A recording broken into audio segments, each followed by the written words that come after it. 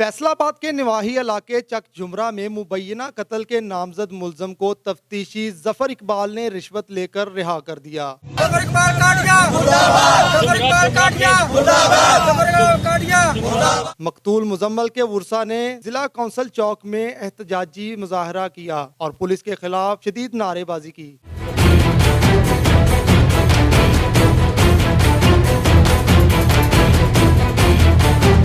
मुजाहिरीन का कहना है कि 1 माह गुजर जाने के बाद भी पुलिस ने कोई कार्रवाई नहीं की।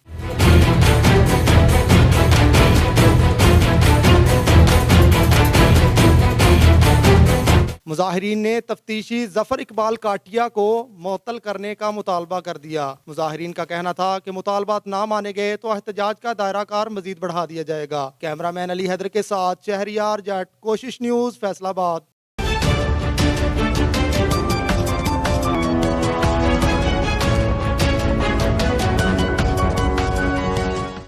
हर खबर का मतलब ब्रेकिंग न्यूज नहीं, हर बहस का मतलब हंगामा नहीं, हर लाइव का मतलब तमाशा नहीं। खबर का मतलब है एक भरोसा, और आपका भरोसा हमारी जिम्मेदारी है।